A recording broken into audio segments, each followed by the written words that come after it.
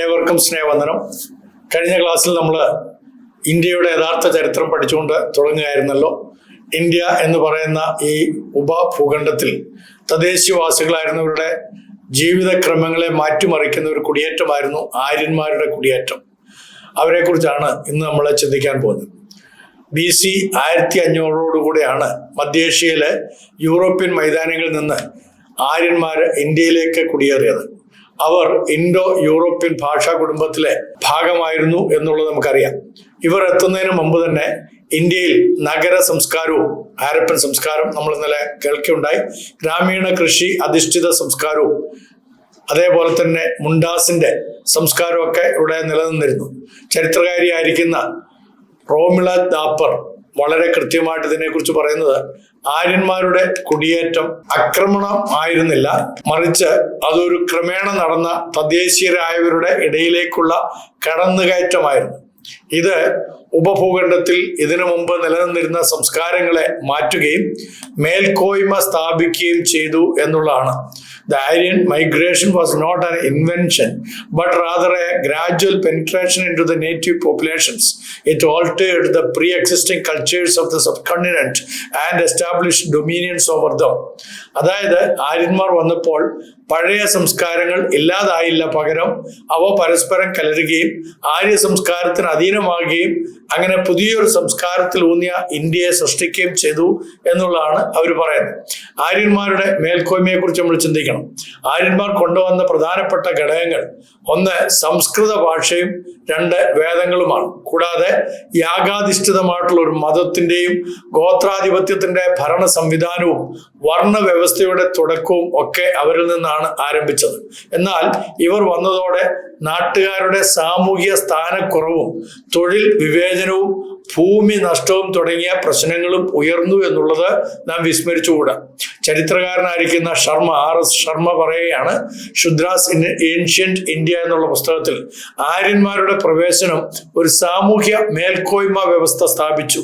ഇത് ക്രമേണ സ്വദേശികളെ താഴ്ന്ന സാമൂഹ്യ നിലകളിലേക്ക് തുരത്തുവാൻ സംഗതിയായി.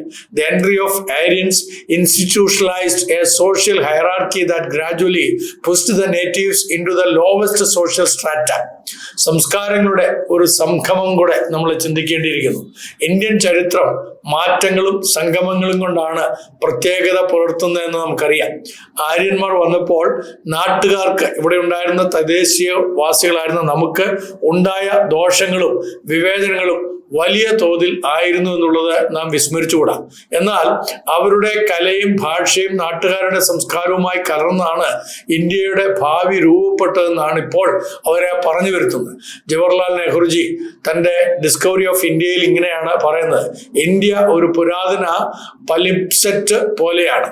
ഓരോ തലമുറയ്ക്കും ആശയങ്ങളും സ്വപ്നങ്ങളും രേഖപ്പെടുത്തിയിട്ടുണ്ട്. എങ്കിലും പിന്നീട് വരുന്ന ഏതൊരു തലമുറയും മുമ്പ് എഴുതപ്പെട്ടത് പൂർണ്ണമായി തുടച്ചു മാറ്റിയിട്ടില്ല. India was like an ancient palimpsest on which layer after layer of thoughts and reveries had been inscribed, and yet no succeeding layer completely erased what had been written previously. Palimpsest എന്ന് പറഞ്ഞു കഴിഞ്ഞാൽ പഴയ എഴുത്ത് മായ്ച്ച് അതിൻ്റെ മുകളിൽ പുതിയ എഴുത്ത് എഴുതിക്കൊണ്ടുള്ള പത്രം അല്ലെങ്കിൽ ഒരു സ്ക്രോൾ അല്ലെങ്കിൽ മെറ്റീരിയൽ എന്നൊക്കെയാണ് അർത്ഥം. സാധാരണമായി രൂപകത്തിൽ അല്ലെങ്കിൽ ഫിഗറേറ്റീവ് സെൻസിൽ ഉപയോഗിക്കുമ്പോൾ പഴയ കാര്യങ്ങൾ മുഴുവനായും മായാതെ പുതിയതിൻ്റെ മുകളിൽ നിലനിൽക്കുന്ന പഴയ പതിപ്പുകൾ അഥവാ ഓർമ്മകൾ, സങ്കല്പങ്ങൾ എന്ന അർത്ഥം നൽകും. അപ്പൊ ഇന്ത്യയെ ഏൻഷ്യന്റ് പാലിംസെറ്റ് എന്ന് പറഞ്ഞു കഴിഞ്ഞാൽ പല തലമുറകളുടെയും സംസ്കാരങ്ങളും ചിന്തകളും നിലനിന്നിരിക്കുന്നു എന്നാണ്. ആര്യന്മാർ വന്നപ്പോൾ സാമൂഹിക വിഭജനം ശക്തമായെങ്കിലും അവർ കൊണ്ടുവന്ന സംസ്കാരവും നാട്ടുകാർ നിലനിർത്തിയ പാരമ്പര്യവും ചേർന്നാണ് ഇന്ത്യയുടെ സംസ്കാര ഭൂമി രൂപപ്പെട്ടത്. ആര്യന്മാരുടെ കുടിയേറ്റം ഇന്ത്യൻ ചരിത്രത്തിലെ ഏറ്റവും ചർച്ചയായ വിഷയങ്ങളൊന്നാണെന്നുള്ളത് നമുക്ക് എല്ലാവർക്കും അറിയാം. ആര്യന്മാർ ആരായിരുന്നു എന്നുള്ളത് നമ്മൾ ചിന്തിക്കണം. അവർ എവിടെ നിന്നാണ് വന്നിരിക്കുന്നതെന്ന് നമ്മൾ അറിയണം. അവർ ഇന്ത്യയിൽ എത്തിയത് ആക്രമണമായിരുന്നോ അതോ കുടിയേറ്റമായിരുന്നോ അതോ സംസ്കാരങ്ങളുടെ പരസ്പരം കലർന്നു പോകലായിരുന്നോ എന്ന ചോദ്യങ്ങൾ ചരിത്രകാരന്മാർ പലവിധം വിശദീകരിച്ചിട്ടുണ്ട്. മാക്സ് മുള്ളറിനെ പോലെയുള്ള ആളുകൾ 19-ാം നൂറ്റാണ്ടിലെ ജർമ്മൻ പണ്ഡിതനാണ് അദ്ദേഹം അഭിപ്രായപ്പെട്ടത് ആര്യന്മാർ ഇന്ത്യക്ക് സ്വന്തം സ്വദേശികൾ അല്ലായിരുന്നു. അവർ മധ്യേഷ്യയിൽ നിന്നെത്തിയ ഇൻഡോ യൂറോപ്യൻ ഭാഷ സംസാരിച്ചവരായി ക്രമേണ ഭൂഖണ്ഡത്തിൽ വ്യാപിച്ചവരാണ്. The Aryans were not indigenous to India. They came from Central Asia speaking an Indo-European tongue and gradually spread over the subcontinent. അപ്പോൾ ആര്യന്മാരുടെ വഴികൾ, ആര്യന്മാരെ മധ്യ ഏഷ്യയിലെ സ്റ്റെപ്പ് റീജിയൻ അല്ലെങ്കിൽ പുൽമേഖല ഭാഗത്താണ് ഉണ്ടായതെന്ന് ഗവേഷകന്മാര് സൂചിപ്പിക്കുന്നുണ്ട്. അവിടെയുള്ള ആൻഡ്രോണോവ എന്ന് പറയുന്ന ഒരു സംസ്കാരം, അല്ലെങ്കിൽ വേറൊരു വാക്കിൽ പറഞ്ഞാൽ സിദ്ധാഷ്ട്ര സംസ്കാരം എന്നിവയാണ് ആര്യന്മാരെ സമൂഹത്തിന്റെ പ്രാഥമിക വേരുകളായിട്ട് കൊണ്ടുവന്നത്. കാസ്പിയൻ കടലും ബ്ലാക്ക് സീയും ചുറ്റിപ്പറ്റിയ പുൽമേഖലയിൽ നിന്നാണ് അവർ യാത്ര ആരംഭിച്ചതെന്ന് കരുതുന്നു. അവർ കുതിരയുദ്ധ യോദ്ധാക്കളായിരുന്നു. ഇൻഡോ യൂറോപ്യൻ ലാംഗ്വേജ് ഫാമിലിയിൽ ഉൾപ്പെട്ട ഇൻഡോ ആര്യൻ ഭാഷകളുടെ പ്രചരണം അവരുടെ കുടിയേറ്റത്തിന്റെ തെളിവായിട്ട് കണക്കാക്കപ്പെടുന്നു. ചരിത്രകാരനായിരിക്കുന്ന ഡേവിഡ് ആന്റണി തന്റെ the horse, the wheel and language എന്നുള്ള പുസ്തകത്തിൽ വളരെ കൃത്യമായിട്ട് പറയുന്നത് ആര്യന്മാരുടെ കുടിയേറ്റത്തെ കുതിരയുടെ വ്യാപകമായ ഉപയോഗവും രഥയോട്ടത്തിന്റെ പ്രചാരവും കൊണ്ട് തെളിയിക്കുന്നു എന്നാണ്. അപ്പൊ ആര്യന്മാരുടെ ഇന്ത്യയിലെ പ്രവേശനത്തെ കുറിച്ച് നമ്മൾ പറയുമ്പോൾ ആര്യന്മാർ ഇന്ത്യയിൽ എത്തിയത് 2 വഴികളിലൂടെ ആയിരിക്കാം എന്ന് കരുതപ്പെടുന്നു. ഒന്ന്, വടക്ക് പടിഞ്ഞാറൻ കവാടം ഖൈബർ പാസ് വഴിയുള്ള പ്രവേശനമായിട്ട് നമുക്ക് മനസ്സിലാക്കാം. ഇന്ത്യയിലെ സിന്ധു നദീതടത്തിലും പഞ്ചാബിലും എത്തിയ ആദ്യ കുടിയേറ്റം അങ്ങനെയായിരുന്നു.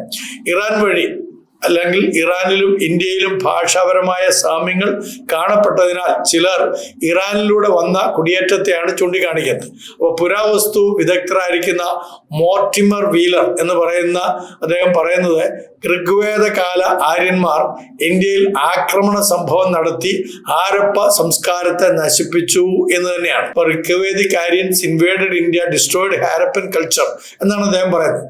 എന്നാൽ ഇന്ന് ചരിത്രകാരന്മാർ ഇൻവേഷൻ അല്ലെങ്കിൽ ആക്രമണം എന്ന് വിളിക്കാതെ അത് മൈഗ്രേഷൻ അഥവാ കുടിയേറ്റം എന്നാണ് വ്യാഖ്യാനിക്കുന്നത്. അപ്പൊ അതൊരു തന്ത്രമാണ്. കാരണം ചരിത്രത്തിൽ കൈയൂക്കുള്ളവർ എന്ന് പറയുന്ന ആര്യന്മാർ തന്നെയാണ്. ഇന്നും നമ്മുടെ ഇന്ത്യയുടെ ചരിത്രം നമുക്കറിയാമല്ലോ, സ്കൂൾ തലങ്ങൾ മുതൽ ചരിത്രമെല്ലാം മാറ്റി മറിച്ചുകൊണ്ടിരിക്കുകയാണ്. ഇന്നത്തെ കേന്ദ്ര ഭരണത്തിൽ ഉൾപ്പെടാനുള്ള ആര്യ വംശജർ അവർക്ക് വളരെ ആസൂത്രിതമായിട്ട് അവരുടെ തത്വങ്ങളെ നമ്മുടെ രാജ്യത്തിലെ സാമാന്യ മനുഷ്യരുടെ മനസ്സിലേക്ക് കുത്തിവെക്കാൻ വേണ്ടി ചരിത്രത്തെ തമസ്കരിക്കുകയോ അതിനെ ഇല്ലായ്മ ചെയ്യുകയോ ചെയ്യണമെന്ന് നന്നായിട്ട് അറിയാമായിരിക്കുന്നതുകൊണ്ട് അവർ ചരിത്രങ്ങൾ മുഴുവനായിട്ട് തിരുത്തിക്കൊണ്ടിരിക്കുകയാണ്. പക്ഷേ ചരിത്രം എപ്പോഴും നമ്മൾ പൂഴ്ത്തി വെച്ചാലും പുറത്തേക്ക് 3-ാം ദിവസം ഉയർത്തെഴുന്നേൽക്കും എന്നുള്ളത് ഇവരെ മറന്നു പോകുന്നു എന്നുള്ളതാണ് വളരെ ഖേദകരമായിട്ടുള്ള കാര്യം. കുടിയേറ്റത്തിന്റെ ഘട്ടങ്ങളെ കുറിച്ച് നമുക്ക് ഒന്ന് നോക്കാം.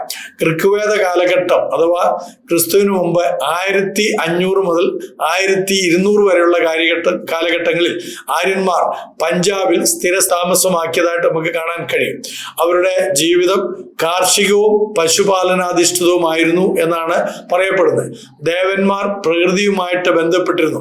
അവരുടെ ദേവന്മാരൊക്കെ പ്രകൃതിയുമായിട്ടുള്ള ദേവന്മാരാണ്. ഇന്ദ്രൻ, അഗ്നി, വരുൺ, സൂര്യൻ.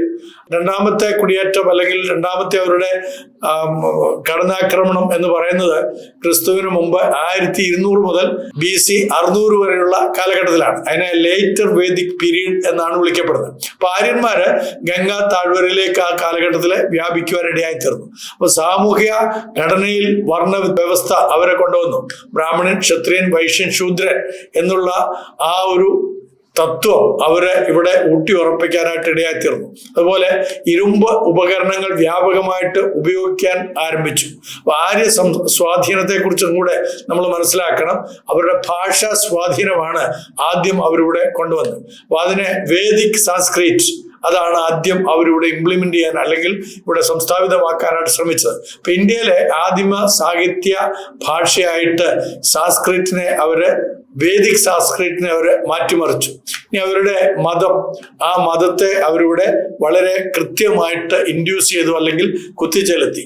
പ്രകൃതി ദേവതകളുടെയും ആരാധനയും യാഗങ്ങളും മന്ത്രങ്ങളും ഒക്കെയാണ് അവരെ കൊണ്ടുവന്നത്. ഇനി അവരുടെ സമൂഹത്തെക്കുറിച്ച്, സൊസൈറ്റിയെക്കുറിച്ച് പഠിച്ചാൽ ഗോത്രാധിഷ്ഠിതമായിട്ടുള്ള ഒരു സൊസൈറ്റിയാണ് അവരെ ഫോം ചെയ്തത്. പിന്നീട് വർണ്ണ വ്യവസ്ഥ വളരെ ആസൂത്രിതമായിട്ട് അവര് നമ്മുടെ നാട്ടിൽ അടിച്ചേൽപ്പിക്കുകയും ചെയ്തു. കൂടാതെ സൈനിക വിദ്യ, കുതിരപ്പടയും രഥയോട്ടവും. അപ്പം ഇതിനെയൊക്കെ നമ്മുടെ ഇന്ത്യയെ യുദ്ധക്കളമാക്കി മാറ്റുവാനായിട്ട് ഇടയായിത്തീർന്നു. നമ്മുടെ ഇന്ത്യയുടെ സംസ്കാരത്തെയും നമ്മുടെ തനതായിട്ടുള്ള എല്ലാ സംസ്കൃതികളെയും വ്യാപാരങ്ങളെയും ഒക്കെ അവര് ഇല്ലായ്മ ചെയ്യാൻ തക്കോണം അവരുടെ സംസ്കാരവും അവരുടെ വേദങ്ങളും അവരുടെ നിഷത്തുകളും ഇന്ത്യയിൽ കൊണ്ടുവരികയും അങ്ങനെ ഇന്ത്യയിലെ അവരുടെ തത്വചിന്തയുടെ അടിസ്ഥാനം അതാണ് എന്ന് പ്രചരിപ്പിക്കുകയും ചെയ്തു. അപ്പൊ ചരിത്രകാരിയായിരിക്കുന്ന റോമില താപ്പർ പറയുന്നത് ആര്യന്മാരുടെ കുടിയേറ്റം ഒരു ഒറ്റ സംഭവമല്ല, പകരം അത് നൂറ്റാണ്ടുകളായി വ്യാപിച്ചുള്ള ഒരു പ്രക്രിയയായിരുന്നു. അതിലൂടെ സാംസ്കാരിക സംയോജനം സംഭവിച്ചു എന്നാണ് അവർ പറയുന്നത്. അത് അപ്രതീക്ഷിതമായ നശീകരണമായിരുന്നില്ല.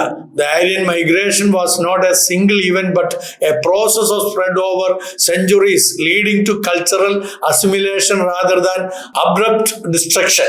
ഇത് ഗ്രാജുവലായിട്ട് നമ്മുടെ സംസ്കാരത്തെ മുഴുവൻ നശിപ്പിക്കുന്ന തരത്തിലുള്ള ഒരു വ്യാപനമായിരുന്നു അവർ നടത്തിയത്. അപ്പൊ ഈ കുടിയേറ്റത്തിന്റെ സ്വാധീനങ്ങളെ കുറിച്ചും കൂടെ നമ്മൾ ചിന്തിക്കണം. സംസ്കാരപരമായ മാറ്റം, വേദങ്ങളുടെ വ്യാഖ്യാനങ്ങൾ, ആചാരപരമായ യാഗങ്ങൾ, അതെല്ലാം തന്നെ ഇന്ന് ഹിന്ദു മതത്തിന്റെ അടിസ്ഥാനമായിട്ട് ഈ ആര്യമതം ഇവിടെ ഇൻസ്റ്റിറ്റ്യൂട്ട് ചെയ്തു എന്നുള്ളതാണ്, ഇവിടെ സംസ്ഥാപിതമാക്കി എന്നുള്ളതാണ് ഏറ്റവും ഖേദകരമായിട്ടുള്ള കാര്യം. ഇവിടെ ഉണ്ടായിരുന്ന തനതായിട്ടുള്ള സംസ്കാരത്തെയും തനതായിട്ടുള്ള ജനങ്ങളെയും അവരെ തങ്ങളുടെ മേൽക്കോയ്മയാൽ അടിമകളാക്കി തീർക്കുവാൻ തക്കവണ്ണം ഇടയായിത്തീർന്നു. അവർ ആര്യന്മാർ സ്വയമായിട്ട് തങ്ങളെ ശ്രേഷ്ഠവർഗം ആയി കണക്കാക്കുകയും ചെയ്തു. അപ്പൊ നാട്ടുകാരെ അഥവാ ഇവിടെ ഉണ്ടായിരുന്ന ഇന്നലെ നമ്മൾ ചിന്തിച്ചായിട്ടുള്ള ഈ ഹാരപ്പൻസ്, അതേപോലെ തന്നെ ട്രവീഡിയൻസ്, അതോടൊപ്പം തന്നെ ഈ ഇവിടെ ഉണ്ടായിരുന്ന ഗോത്ര വിഭാഗം ആദിവാസികൾ, അവരെ എല്ലാം തന്നെ ദാസനും ദാസിയും എന്ന് അവർ വിളിക്കാനിടയായി. ഒന്ന് ചിന്തിച്ചു നോക്കി. അപ്പൊ അവര് കുടിയേറി വന്നു, ഇവിടെ വന്നിട്ട്, അല്ലെങ്കിൽ അവര് ആക്രമണോത്സവമായിട്ട് ഇവിടെ വന്നിട്ട് അവര് നമ്മുടെ രാജ്യത്തോട് ചെയ്ത ഏറ്റവും നീച കൃത്യം എന്ന് പറയുന്നത് തദ്ദേശവാസികളെ അവര് ദാസന്മാരാക്കി മാറ്റി. അവര് ശ്രേഷ്ഠരാണ് എന്ന് തങ്ങളെ കുറിച്ച് തന്നെ പ്രചരിപ്പിച്ചു. ഇന്നും നമ്മുടെ രാജ്യത്ത് അതാണ് വലിയൊരു പോരാട്ടമായിട്ട് നിൽക്കുന്നത്. രാഷ്ട്രീയ തലങ്ങളിലായിക്കോട്ടെ, സാമുദായിക തലങ്ങളിലായിക്കോട്ടെ, സംഘടിതമായിട്ട് അവർ മേൽക്കോയ്മ. ഒരു കാര്യം ഓർക്കണം, ആളെണ്ണം കുറവുള്ള 15% മാത്രം കുറവുള്ള ഒരു കൂട്ടരാണ് ഈ പറയുന്ന ആര്യവൽക്കരണം നടത്തപ്പെട്ടിരിക്കുന്ന ആളുകൾ. അവരാണ് 85% വരുന്ന തദ്ദേശീയരെ ഇന്നും അടക്കി ഭരിച്ചുകൊണ്ടിരിക്കുന്നത്, അടക്കി വാഴ്ന്നുകൊണ്ടിരിക്കുന്നത്. കാരണം എന്താണ്? ഇവിടെ തദ്ദേശവാസികളുടെ ഇടയിൽ ഡിവൈഡ് ആൻഡ് റൂൾ എന്നുള്ളൊരു പോളിസി അവരെത്തപ്പെട്ട നാളിൽ തന്നെ അവരിവിടെ ഇംപ്ലിമെന്റ് ചെയ്തു.